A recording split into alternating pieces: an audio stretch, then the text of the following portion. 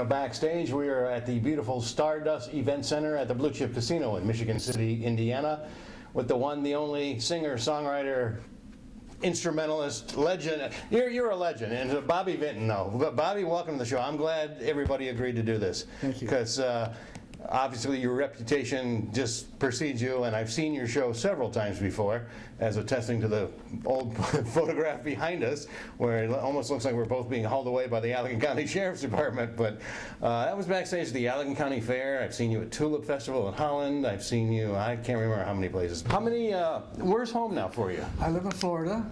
Okay. I live in Florida. I've lived everywhere. I lived I've been Branson, everywhere. Missouri, lived in Hollywood, lived in New York. Well, I was going to say, because I told you we were with Mo Bandy the other night, and he said to send you his regards. When did you leave Branson? About 10 years ago. Because of? Well, I did it for 10 years, and after 10 years, it was enough. 2-3 shows a day for... well, I had never seen your theater before, because you were not there when I was there. It was a great show. We had the Glenn Miller Orchestra to back me up. I had beautiful girls dancing. And it was some event. But like I said, I did it for 10 years, and after that, I really wanted to go back to travel. You wanted to go back to the crowd, and that's the crowd coming to you. I do like to travel. And how many days do you do now a year? Maybe one weekend a month. That's it. That's enough, though. This is not work or anything. This is play. I enjoy coming out and doing the shows. Of performers like you that I've talked to, they say, when they get to the place, that's not, getting to the place is the work. That's the only thing I don't like about show business anymore. It's the airport and what you have to go through. And where I live in Florida is really I leave the house 3 hours before my plane even takes off. I mean, because. And where do you fly out of? Tampa. Tampa, neat airport with the trams and go to the gates and been it's not easy to. I don't know why. I think the older you get, the tougher it is to travel. It's probably the same distance I've done for all these years. Probably, but yeah, it's just the toll takes a little bit. It gets to you. Now, I like to ask people who travel like you do. Do you see more than the hotel, the limousine, the taxi? Not anymore. No, I come down to rehearse like you can see I'm doing now. I put a lot of time into the rehearsal, so it looks like it's just happening. And I kind of rest up for the show. I save my energy for the stage. I have to save my bullets. And that's all the more reason I appreciate you doing this, because we just did a request for Johnny Mathis, and he doesn't do interviews the day before or the day of the show. So, I thought... No, it's tough to get us guys to do much these days, because it is what it is. So but I'm guessing as soon as you hit the stage, you're just revitalized and ready to go. I come alive. In fact, that's what everybody talks about. They say, where do you get your energy? Well, it shows. And again, I don't know where to begin to talk about the hits. I mean, there's been so many of them. Is there a favorite of yours They were all special to me. Mr. Lonely, I think, is probably my favorite. It's funny you said that, because I heard that on the way here. Oh, really? Yes. Yeah, I wrote that when I was in the Army, and I always have a lot of veterans in the audience, and I always dedicate it to them. And it was a special song. Still has a lot of meaning. For sure. It's one of my favorites. Biggest hit? It's hard to say. I think Blue Velvet is up there, and of course my Melody of Love. That's what I was going to ask about. They were all special songs to special people at the time, so I don't know which one you could say. I take it you take no offense in being called the Polish Prince? No, I love being called the Polish Prince. Or what was the other one? I'm trying to think the other quote. You sing a love song better than anybody, or something like that. Well, I hope it was nice. Well, it was very nice. It was an extreme compliment, because, again, the amount of hits that you've had. Did you ever think, because you started when you were very young. Yeah, I had a band. I was 15 years old. I'm playing in a dance band. In those days, people used to dance. I wanted to be a teenage Glenn Miller. I write all the arrangements for the band, and had dreams of having a big band. And what happened was Epic Records signed me as a band leader, and they were dropping me, and they said, look, big bands are over with. Curly-haired boys who sing is the rage. And you said, okay. I said, well, then let me make a record singing Roses Are Red, and I'll make enough records to sell more big band records. I had no idea that these would all be number one.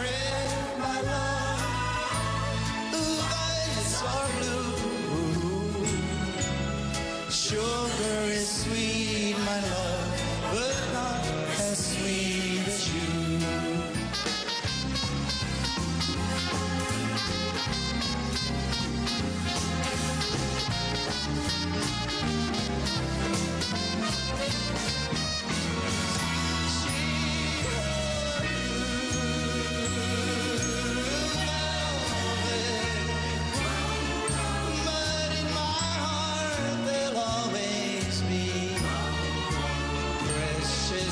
and warm a memory through the years,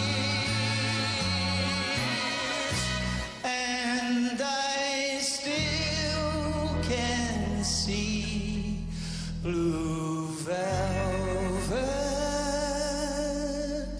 through my tears.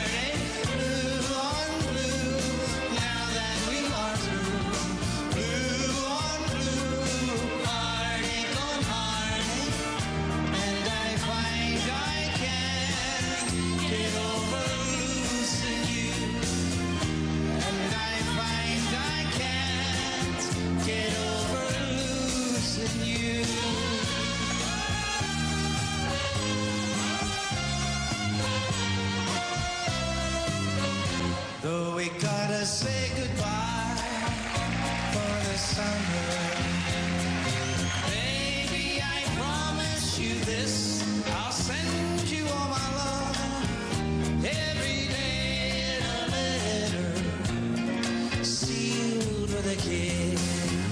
I love how you love me, I love how you hurt me, I love how you squeeze me, tease me, please me. Oh, I love how you love me. To know you is to love you. And I do, yes I do, yes I do, yes I do. I've known for long my heart belongs to only you. Every day of my life, I only love you. Please don't stop, oh please don't stop loving me. Please don't stop, please don't stop loving me.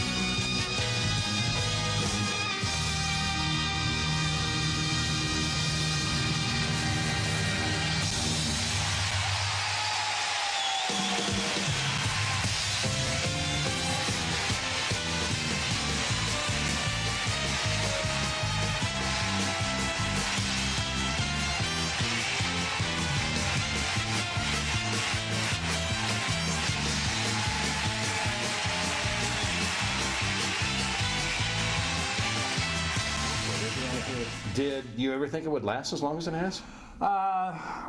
Yeah. I always, well, we're always insecure. All entertainers Well, yeah. are insecure, everyone. That's why some of them take drugs or whatever they have to do.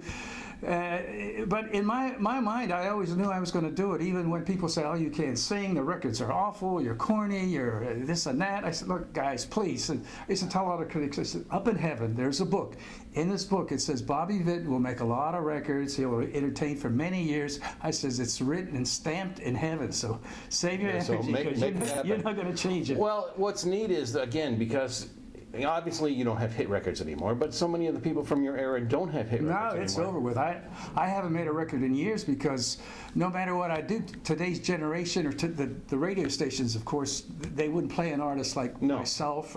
You could have the greatest record, but a funny thing though, when the movie Blue Velvet was out a few years back, in England, they made a television commercial for Nivea cream, and from the blue bottle, I was singing "She Wore Blue Velvet," and the teenagers over there who never heard of me or my type of music heard Blue Velvet on television all the time. And they thought, that's a great song. They released it. They had to release it, and it went to #1 in 2 weeks in the midst of rap Wow. and everything that's happening in current music. Which goes to show you, if you get the proper exposure with my type of music, teenagers could still like it. I mean, I went over there and it was something. Well, I was going to ask you, in your current shows, in your audiences, do you see, grandmas, middle-aged people, and young people too? Kind of. it keeps on- the music it keeps was on funny. going. When I was starting, the daughters would bring their mothers.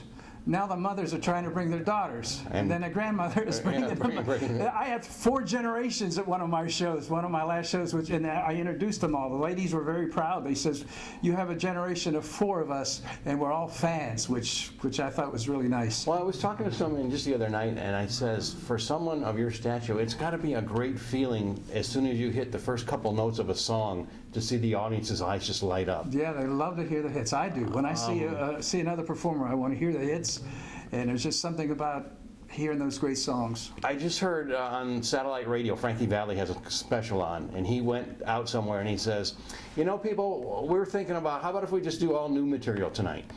And everybody started booing and Yeah. hissing and hollering. People want to get they want to hear the hits. That's why they came. So then the question comes, do you ever really get tired of singing? No, because I have a new audience all the time. They're hearing it for the first time live, and because of that, it's like I'm telling a joke for the first time rather than repeating Well, the same I say joke you to the and same audience. and I did not know until I saw one of your shows, I don't know how long ago it was, that you had a daughter that performs with you. Yeah, she's here. She'll be singing with me, and my son sings with me. Well, I did not know until recently that there was a Rob Vinton until Yeah. I called your agency and they gave me his phone number Yeah. to try to set this up. And I thought, oh, Rob Vinton, okay, then, is he a What- Bobby Jr.? Yeah, and he. See, when I owned my theater in Branson, the thing in Branson was to have your family with you. So I made them all move to Branson, and slowly I put each one of them to the show. And I always thought putting your family in the show is kind of corny.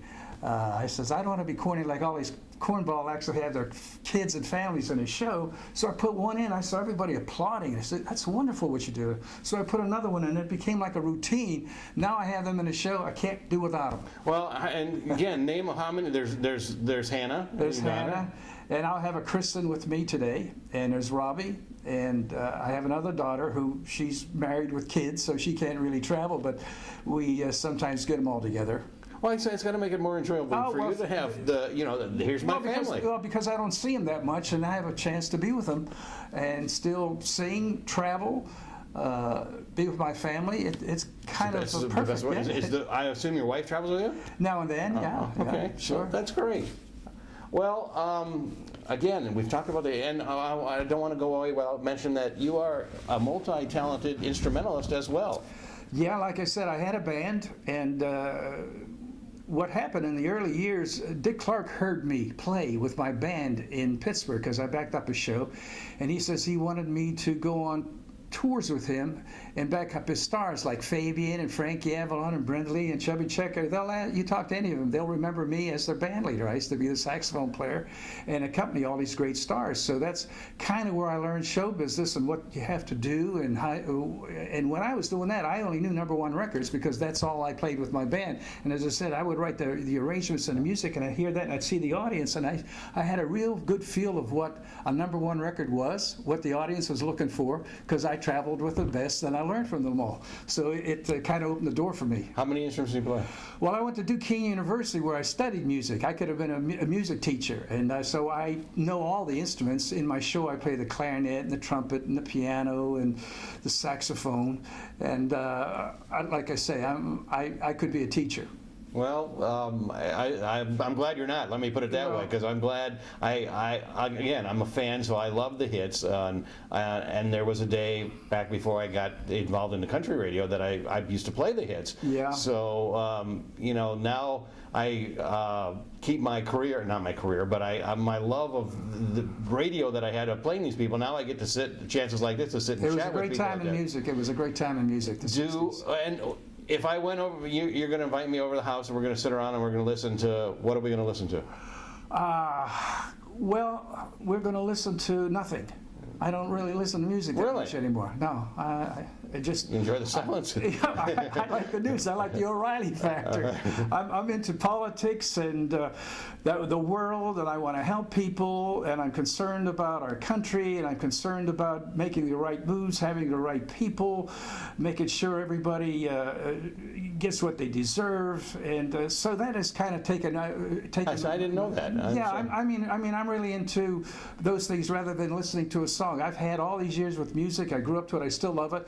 And maybe because I'm away from it, when I come to do a show like tonight, you will see this guy walk on stage who's not faking it. I mean, I really can't wait to hear the band. I really can't hear the music because I don't do it all the time, and I don't listen to it all the time. Isn't it great, though, to have a career in doing something that you love to do? I can't imagine doing anything in life but music. Well, Bill Anderson, I remember, always says, find something that you would do for free and find a way to get paid for it, and you've got the world by your strap. Well, when I had my teenage band, and I'm 15 years old, and I played my very first job, back in those days, the unions used to pay for the band to play for teenage dances in my hometown of Canonsburg, Pennsylvania. And every week, a big band would play for the teenagers, and they would dance. And being that I got into the union, they said, we'd like for you to come and play for the dance. And I said, but I'm only 15. I couldn't even drive there. I had to get my uncle to pick me up to take me there. I was too young to drive there, and so was my band. And anyway, the week before that, I went over to see what it sounds like and what you're supposed to do. So I'm standing in the back with my buddy, Sonny Dybell, and we're listening to the band. A couple of girls go by and say, hey, how you doing? They keep on walking. And I'm talking, hey, how you doing? They all kept on walking. And he and I are standing in the back, forget about it, let's go home. Next week I come back, and I play with my band. I start singing. I start playing with the band. Every girl that didn't want to talk to me, I'll say, "Hey, Bobby, I didn't know you could. I didn't know you could play in a band. You had a band like this. How you doing?" I said, "God, this is unbelievable. Everybody loves me. Everybody wants to know me." I said, "This is unbelievable." I'm sitting after the job. They all leave, and I'm sitting on my saxophone case in this place, and I'm looking at this empty place. I said, "This is the greatest night of my life." And the guy came over, and he handed me $7. I says, "What's this for?" He says, "You're going to get paid for what you did tonight." I said, "You're going to pay me for what I did tonight? This is the greatest moment of my life." And I get paid. I said, "This is unbelievable." I says, "I can't get over that you're going to pay me to have the best time of my life." It just, and from then I was hooked. Well, and still are, which I think America is great that you still are hooked. And you have no desire, though, to go into the studio and record anything new? No, because I know it's not going to do any good. Well, the fans that you have at your shows would buy it. Your fans won't hear it. And see, when you're used to being #1 on the radio, it's hard to accept begging, trying this, trying that. People call me up, they says, "Come on, you can make this." I said, "I don't want to beg anymore. I begged, years ago to get started, and I know it's never going to be what it was. I'm never going to have a #1 record again." In fact, when I went to England, it was a funny thing. They said, "Why don't you record and we can do it all over again?" Because I had a shot, because I had the #1 record in England. And I says, "No, I don't even want to do it now. you would think if you were close to coming back, you'd want to do it. But I said, no, the time is not right. The music world has changed, Oh, yeah. and that's just the way it is. Well, you know, it's kind of refreshing for me to hear that you really realize where you are in your career, because so many people, especially in country music, and I'm not degrading country music by any means, but it seems like they don't know when to quit. Yeah, you got to know when to quit. And you're doing what you want to do as often as you want to do, and the crowd still love it, See, and that's what's important. I remember when I was number one, I was at a radio station, and I don't know if you remember the Four Aces, Al yeah. Alberts. I was a big fan of them. And I'm leaving the station, everybody, Bobby, come back, you're wonderful, you got the number one record. And I see him standing on a corner trying to get in. And he said, Bobby, I said, Al Alberts, you're my idol, man. You're the greatest singer. You made all these good records. He says, I got this new song. It's called Imagination is Beautiful. I knew a rock station was never going to play that record for him. And he says, can you get me up there or something? And I'm thinking, here's the guy that I was the idol of. He's standing on a street trying to make a comeback. How do I tell him? They're never going to play your record if you go in here. Don't even try. But I said, God, I learned from the old pros, you know. You just got to quit when you're ahead. Well, I say, it sounds like your background really puts you in a right frame of Polish, mind. see, when you're Polish, you're smart. Yeah, who We're says smart, Polish? folks. We know. There you go. Well, I know you have a rehearsal to do, Okay. and I appreciate you take. I really do. It's fun. I had to. We're old friends. When I heard it was you, I says, hey, no matter what, stop the presses.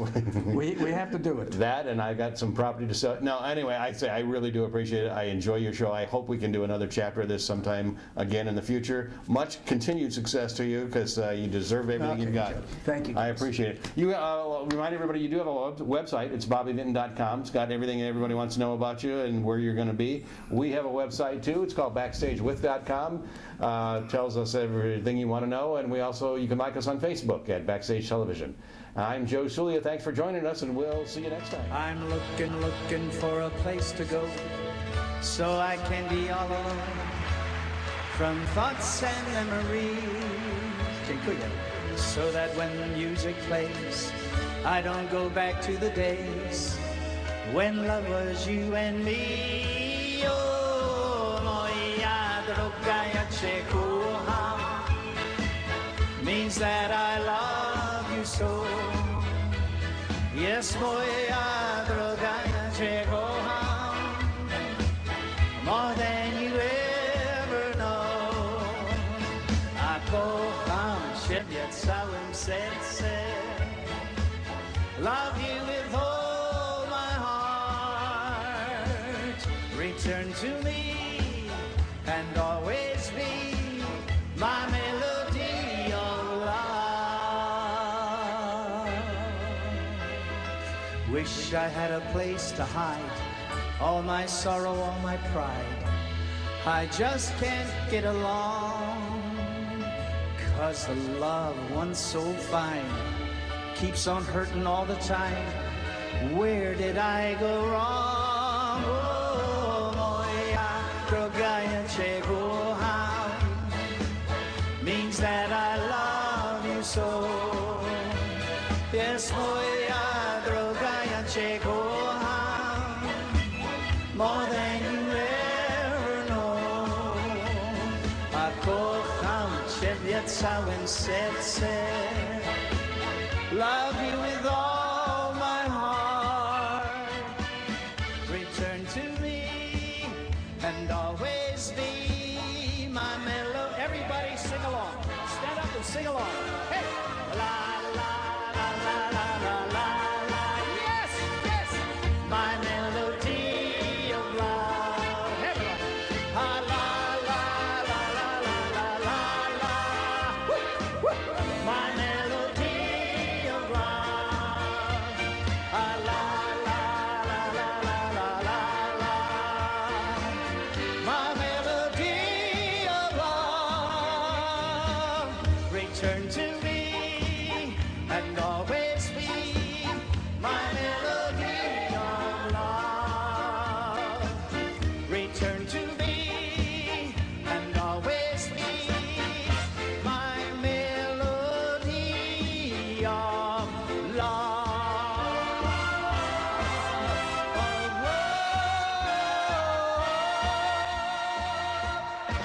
Everybody on Joe Sulia. Welcome to another edition of Backstage. We are at the beautiful Stardust Event Center at the Blue Chip Casino in Michigan City, Indiana, with the one, the only singer, songwriter, instrumentalist, legend. You're a legend, and Bobby Vinton, no. But Bobby, welcome to the show. I'm glad everybody agreed to do this.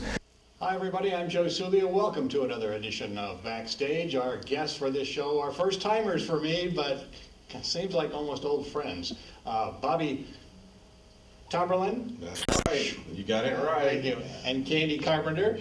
Hi everybody, I'm Joe Sulia. Welcome to another edition of Backstage. We are backstage at the W.K. Kellogg Auditorium in Battle Creek with the original lead singer of the Buckinghams from Chicago, Dennis Tufano. Dennis is not from Chicago anymore, but Hi everybody, I'm Joe Sulia. Welcome to another edition of Backstage with rising hometown boy superstar, ladies and gentlemen, Frankie Ballard. We are at the beautiful Paw Paw Performing Arts Center in Paw Paw, Michigan, next to Paw Paw High School.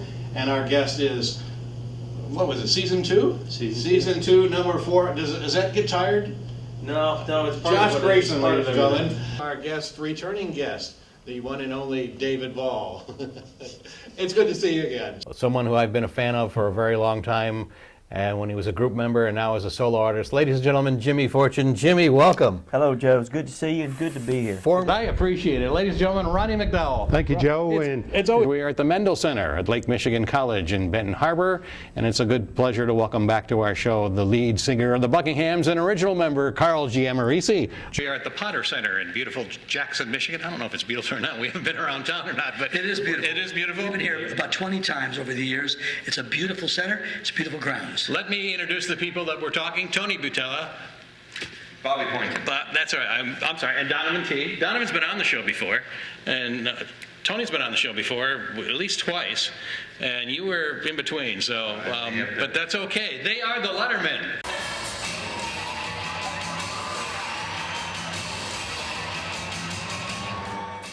Hi everybody, I'm Joe Sulia, and welcome to another edition of Backstage. We are at the Stardust Event Center at the beautiful Blue Chip Casino in where are we? Don't ask me. Michigan City, Indiana. That's it. And with singer, songwriter, actor, movie star, Grammy Award-winning, multi-platinum selling artist Rick Springfield. How did I miss anything?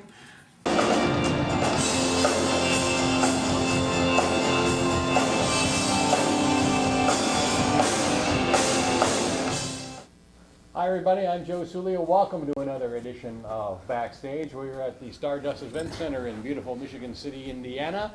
And our guest today is part of rock and roll history. Ladies and gentlemen, Mr. Paul Revere. Hi everybody, I'm Joe Sulia, and welcome to Backstage. Our guest on this edition of the show, singer, songwriter, Academy of Country Music Award winner, Country Music Association Award winner, Jody Messina. Jody, welcome. Hi,